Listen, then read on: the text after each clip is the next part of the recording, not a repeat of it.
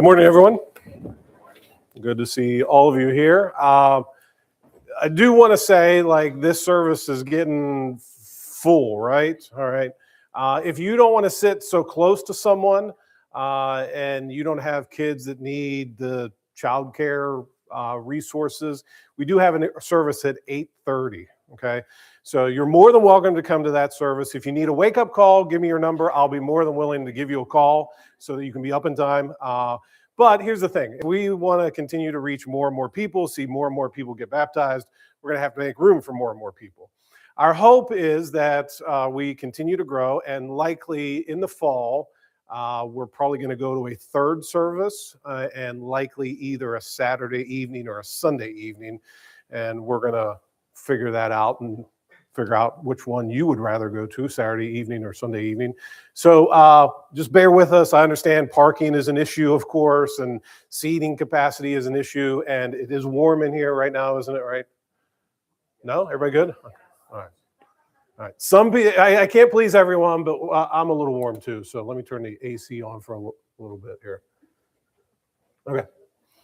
All right, so by the time it gets cool, we'll be done. You'll be able to go outside again. Okay, but anyways, today we are going to be in Luke chapter 15. As you're turning there, a couple really quick, very important announcements. Number one, in 2 weeks, it is Resurrection Sunday.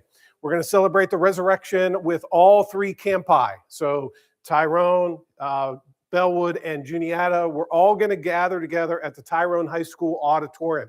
It's a wonderful time. If you've never been to one of our resurrection services, it's a great time. There's something like 800 some people there together, praising the Lord. It's always a great time. So if you come here in 2 Sundays at 10 a.m. and we're not here, you need to drive really quickly up to Tyrone High School because that is where we will be. The following week, the 12th, April 12th, if you're a member, we're going to have a brief membership meeting after this service at 11:20. For you to ask Ethan Lenning, our potential youth pastor candidate, a few questions if you would like, and then there's going to be a membership vote immediately following that. We've had a wonderful time getting to know Ethan. He taught at Sunday night youth group last week, Wednesday night this past week, and we've heard nothing but positive things from all the youth. So we're excited about this. So it'll be an opportunity for you to get to know him as well. And then the week after that, on April 19th, if you would like to become a member, we're going to have a new member class on that Sunday. Again, it'll be a half hour, 45 minutes. No pressure sales tactic. Trust me, you're not going to walk out of here with a timeshare. So I promise that won't happen. But if you would just like to check out the church or kind of find out about us, you don't have to become a member. But if you would like to come to the class, or if you want to become a member, you do have to come to the class. So that'll be on the 19th. But today, as I said, we are in Luke chapter 15 as we continue to investigate Jesus. Now, let me ask you a question. When you're at the end of your rope and you don't know where to turn, who is the one person that you can always call?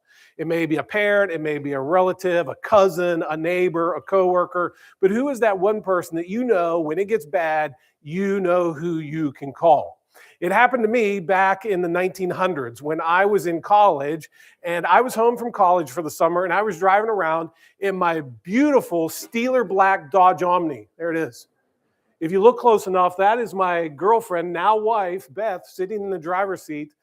She doesn't seem to be too proud about driving a Dodge Omni. But anyways, there is my Dodge Omni. And so I was home for summer from college, and I was driving around in my Dodge Omni. Now, if you know anything about Dodge Omnis from the 1990s, they were not the pinnacle of reliability. And so I was driving, I was about 40 miles from home, and I was driving my car, and all of a sudden, all the lights on the dashboard started to flash off and on. It looked like Christmas inside there.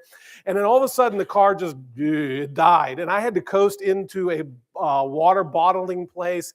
And I sat there and had a few moments of silence for my car that had just died. And so then I thought, well, who am I going to call? And at that point in my life, the list was pretty short. And to be honest with you, it was extremely short. I knew there was only one person I could call. I couldn't call my friends. I couldn't call the relatives. I couldn't call my classmates from college. There was one person that I could call, and I didn't really want to call him. That one person I had to call was my dad. Now, I've told stories before, but growing up and into college, my dad and I did not have a very good relationship. There was frustrations on both sides of the relationship. There was tension that had built. However, I knew that if I called my dad, he would be there. And so, of course, it was the 1900s, so I didn't have a cell phone. So I had to go into the water bottling place, and I asked if I could use their phone, and I called my dad. And I said to him, Dad, I said, the car broke down. Can you come get me? And so he told me on the phone, he said, I'll be right there. About an hour later, my dad pulled in with his pickup truck, little car dolly on the back. We got the car, put on the dolly, got it back home, got it repaired. You see, my dad did not come and pick me up that day because I was a very obedient son. He didn't come and pick me up that day because we had a very good relationship. He didn't come pick me up that day because I respected him very well. He came and picked me up that day because of one reason and one reason only. Because he is my dad. And so there are times in our life when we have things that just come crashing down. You get a diagnosis you didn't expect. Your financial house is just kind of crumbling. There's relationships in your life that are starting to dissolve. And you wonder, hey, who is it that I can reach out to? And maybe there's some here, and maybe this goes even deeper and even more important. Where you say, hey, I wonder because I have wondered so long in my life. I know that I can pray, but I don't know if God even hears my prayer. I'm not sure if God would respond to my prayer. And because of the sins that I've committed, because of the disobedience in my life, because of all the times that I've kind of rejected God and gone my own way, I don't know if he would even respond when I called out to him. And so the truth that I want you to leave here today with, as we continue to investigate Jesus, is that Jesus is available. Jesus is available. It doesn't matter who you are. It doesn't matter what you've done. It doesn't matter how long you've done it. It doesn't matter how far you've gone away from him. It doesn't matter how long in your life you have wandered. Jesus is available. And the Apostle Paul wrote this very succinctly in Romans chapter 10, verse 13. When he wrote this, he said, whoever will call upon the name of the Lord will be saved. It doesn't matter who you are. It doesn't matter how old you are. It doesn't matter how young you are. It doesn't matter your ethnicity. It doesn't matter your socioeconomic status. And none of that matters. He says, whoever you are, wherever you are, whatever you've done or whatever you are doing in your life today, you can call upon the name of the Lord. And so today we are continuing our series entitled Investigating Jesus.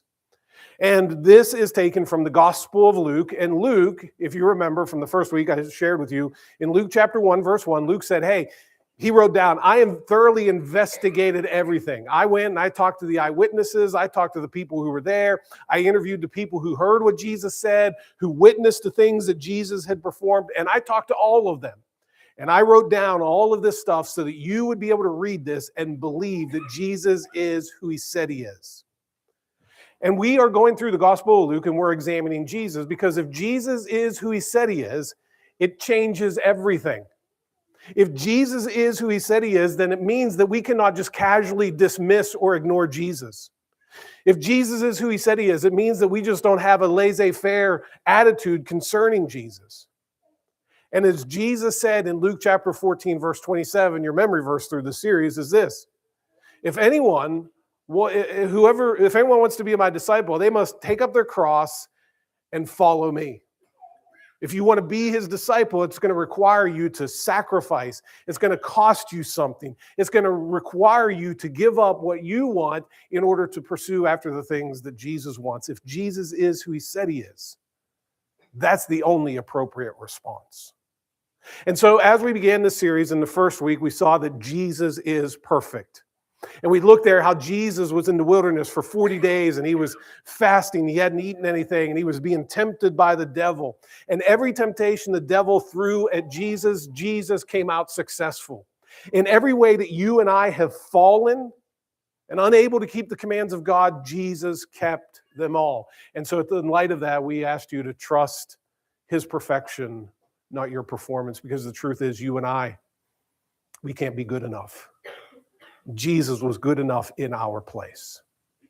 And so the second week we saw that Jesus is the authority. And we read about how Jesus was there with Peter and his fishermen, and they had been out all night fishing, and Jesus said, go out and let down your nets for a catch of fish. And Peter protests, and he said, Jesus, we fished all night. We're not going to catch anything. But then Peter comes around and he says, but I'll do it just because you told me to. And he puts down the nets, and they catch so many fish that both boats began to sink. Jesus then says to Peter and his companions, he said, I want you to come follow me. And Luke described how they left everything. They left the fish, they left the boats, they left their friends, they left their families, they left their hopes, their dreams, their aspirations. They left it all behind. And they went and they followed Jesus because they realized that he had the authority. And so I encourage you that week to fully commit to follow Jesus. Just fully commit. Go all in for him. And then last week, we were looking at the transfiguration of Jesus on the mountain, and we learned there that Jesus is the final word, that they saw him standing there with Moses and Elijah, the law and the prophets, and how Jesus ultimately fulfilled all the commands of the law. He fulfilled all the prophecies given by the prophets. And then Moses and Elijah were gone, and Jesus was left alone, signifying that he is the final word. Whatever he has to say about matters of life and faith and finances and relationships for you should be the final word in your life. And so you should heed the words of Jesus. Just live the way he has told you to live. And so today we come to Luke chapter 15, and today we're going to see that Jesus is available. He's available to every single person. And actually, in this account, we're going to see that Jesus is available to two specific types of people that I think and I believe that if all of us are honest, we'll find ourselves in one of these two people as we read through what Jesus taught that day. Now, we left off with the transfiguration. Right after that, Luke described in Luke chapter 9, verse 51, he said after that Jesus, as the days were approaching for his ascension, he was determined to go to Jerusalem. Like this was his main goal right now, to get to Jerusalem so he would be arrested, tried, and crucified for the sins of all mankind. And on the third day that he would be resurrected from the dead to give everlasting life to all who believe. And then later on, he would ascend to the right hand of God the Father on high. And as those days were approaching, everything that Jesus did from here on out was pointed towards that day. Everything he taught, all the miracles he performed, was to point towards that day. And so as these days are approaching, Jesus gathered a great following of people. And it wasn't surprising that people were coming after Jesus. What surprised them was the type of people who were coming. It was the outcasts. It was the down and out people. It was the people that, no polite person in society would even speak to. It was these types of people who started to come to Jesus. And it started to make some of the religious people of Jesus' day a little anxious because of all the people who were coming to Jesus. And so in Luke chapter 15, this all came to a head. Jesus told three amazing stories. But it starts here, just to give you the context of why these stories were told. In Luke chapter 15, verse 1, Luke described it this way. He said, now all the tax collectors and the sinners were coming near him to listen to him. So Luke said, hey, you had all these people, tax collectors and sinners. Now it's amazing that in those days, they made a distinction between the sinners and the tax collectors.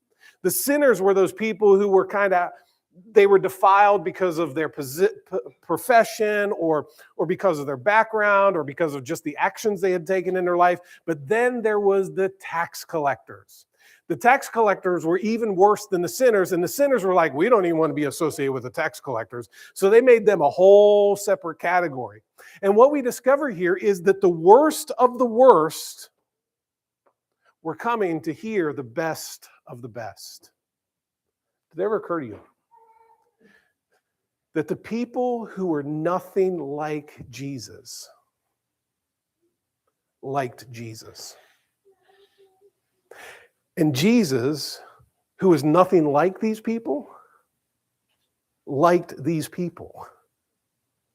And so here he is, he's surrounded by all these sinners and tax collectors. And then Luke went on in verse 2 and wrote, both the Pharisees and the scribes began to grumble, saying, this man receives sinners and eats with them. They're like, these are the religious, these are the upstanding people of society. These are the people that we would look at and say, well, they are holy. If anyone's getting into heaven, it's going to be those people. And so they see all of these sinners and tax collectors around Jesus, and it's bad enough that they're coming to hear Jesus, but they're upset. They started to grumble that Jesus, he's receiving them. He's sitting down and he's eating with them.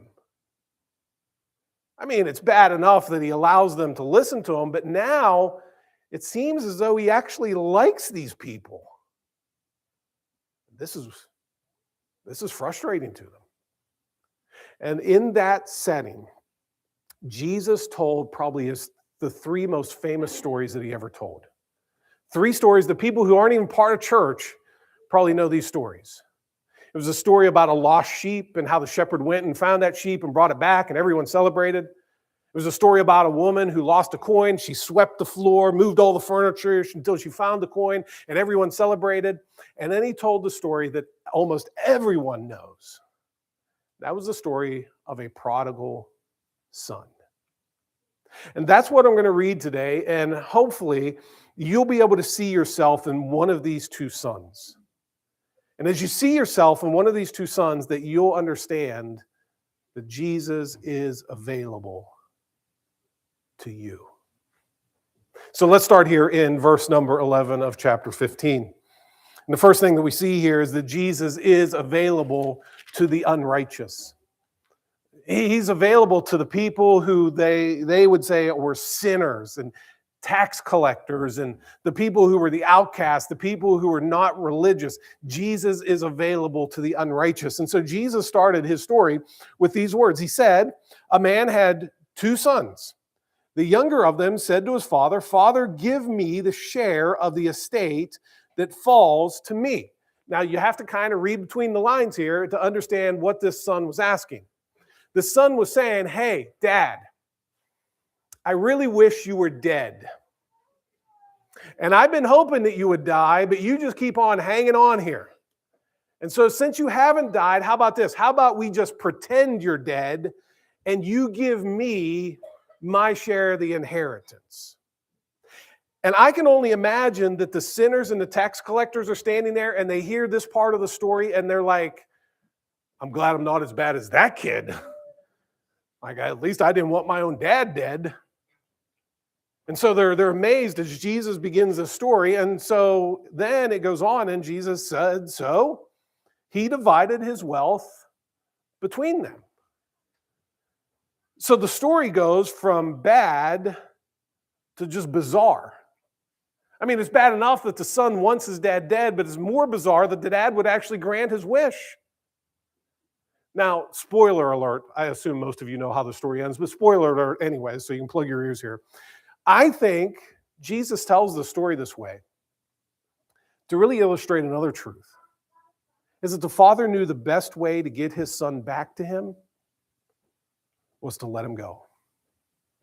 He knew already his son was rebelling against him. He didn't have a relationship with his son. And so now he's allowing his son to take all that he wants in the hopes that his son will come back.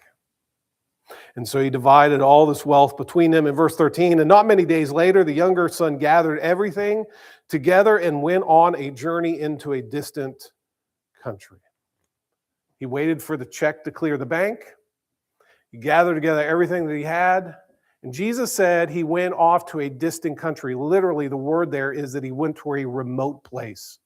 The point that Jesus is making here is that this younger son, he went as far as he had to go to get as far away as he could from his father. He wanted nothing to do with him. He was going to go to a distant country, a remote place, so that he didn't have to worry about what anyone thought of him. He was going to get away as far as he could. So he gathered everything together and went on a journey into a distant country, and there he squandered his estate with loose living. We don't really talk like that anymore. But basically what he's saying is he threw his money away in unholy and unrighteous living. Jesus didn't go on to describe what that looked like, but he just simply said he took all the money he had, and it was like he just took it out of his pocket, threw it up in the air, allowed it to blow away so that he could live in unrighteousness and unholiness. and everything that he had was gone. In verse 14, now when he had spent everything, a severe famine occurred in that country, and he began to be impoverished. And again, some of this stuff, I'm just telling you what I imagine this probably is like. But I imagine some of the people standing there that day as they hear this part of the story is like, serves them right. I mean, I hope that ungrateful kid starves to death, right? That's our natural reaction. Like if a son were to do this to his father, like, yeah, we're glad he's impoverished. We're glad he's not able to make ends meet. And maybe even we're glad and hopefully that he ends up starving to death. In verse 15, so he went and hired himself out to one of the citizens of that country. And so this young man had to do what he had never done before in his life. He had to go get a J-O-B, job. Some of you young people need to hear this. Get a job. Okay, anyways, so he hired himself out.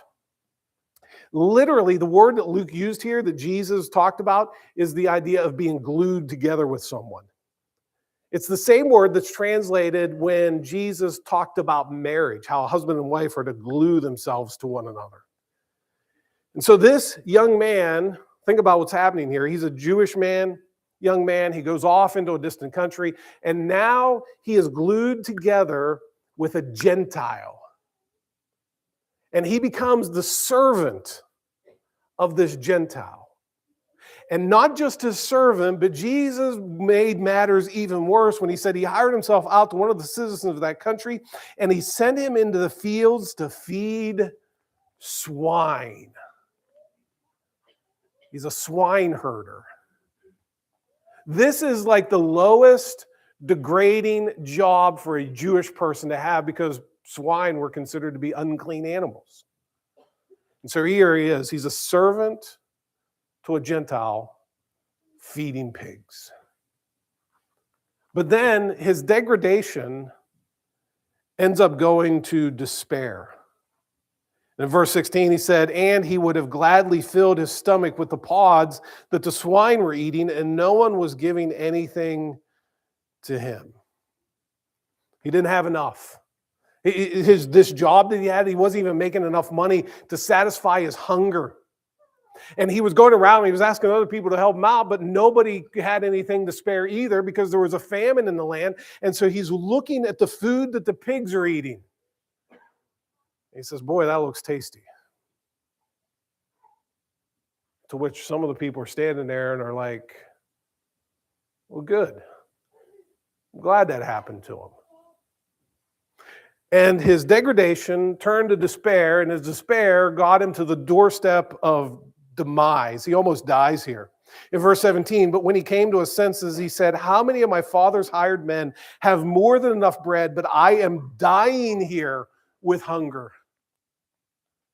His degradation goes ultimately to the doorstep of demise. And he said, I'm starving to death. And look at how much he's become alienated here. He starts off, he alienates himself to his father. And then he alienates himself to his community when he goes off to this remote place. And then finally, now he's alienated from God because he's unclean and he's taking care of pigs. And finally, he came to his senses. He came to his money. He came to a far country. He came into unrighteousness. He came into hunger. And now finally he comes to his senses. And because he has now come to his senses, Jesus went on and said that he reasoned with himself. And he said, I will get up and go to my father, and I will say to him, Father, I have sinned against heaven and in your sight. I am no longer worthy to be called your son. Make me as one of your hired men. He knew it was better to be back at his father's house. But in the words that he said here, the son doubted that his father would even accept him back. He said, I'll just work as one of your servants just as well as I'm working for this man as a servant. So in verse 20, he got up, came to his father, but while he was still a long way off, his father saw him and felt compassion for him and ran and embraced him and kissed him. Now again, read between the lines here. When the father saw him a long way off, It helps us to understand that probably day after day after day, from the day his son left, this father would go out and he would just look over the horizon. And as he stood there, I'm sure he waited and he prayed and he hoped that one day he would see his son come over the hill. And this was the day that it finally happened. And so the father, he runs down the road and he grabs his son and he hugs him and he kisses him. Now, the words that Luke used here is the idea of continuous action. It wasn't one quick hug and a peck on the cheek. He hugged him and kept on hugging him. Like he was bear hugging him. He wouldn't let him go. And he was kissing him all over his face and his neck, and he just wouldn't stop kissing him. Because this is the compassion that the father had for his son. And in that moment, the son starts to recite the speech that he had memorized on his way back. And he said, Father, I'm not worthy to be called your son. I'll just be one of your servants. And his father's like, I'll have none of that. The son's trying to push him away. And Jesus said in verse 22, but the father said to his slaves, quickly bring out the best robe and put it on him, and put a ring on his hand and sandals on his feet. And bring the fattened calf, kill it, and let us eat and celebrate. For the son of mine was dead and has come to life again. He was lost and has been found. And they began to celebrate. I think all of us would naturally say, you know what, when that son came back, and if the father had just simply condemned him and said, I can't believe you wanted me dead. Or if the father had criticized him and said, I gave you all that money, and what do you have to show for it now? Or if the father had said, you know what, you wanted me dead, so I'm just cutting off the relationship with you right now. Like if that had happened, we'd all be like, that sounds reasonable to me. That's not what the father did. He did the exact opposite. He didn't condemn, he didn't criticize, he didn't cease having a relationship with his son. He celebrated.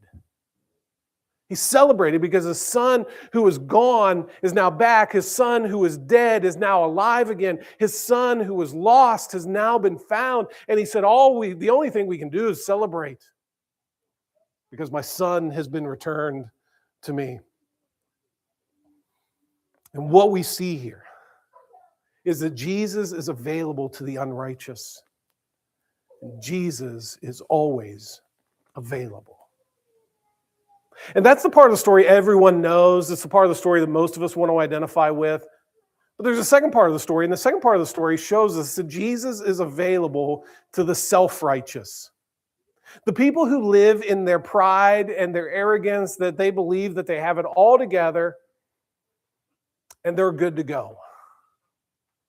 Jesus said, just stop right there for a second because I want to talk to you as well. And so he goes on here and he says, now his older son was in the field, and when he came and approached the house, he heard music and dancing. He's out in the field just where he had been every single day of his life. He comes in and he hears music, he hears laughter. I mean, Jesus said he heard dancing. Must have been tap dancing or clog dancing. I don't know how you hear dancing. But anyways, he said, hey, he heard all this and he couldn't figure out what was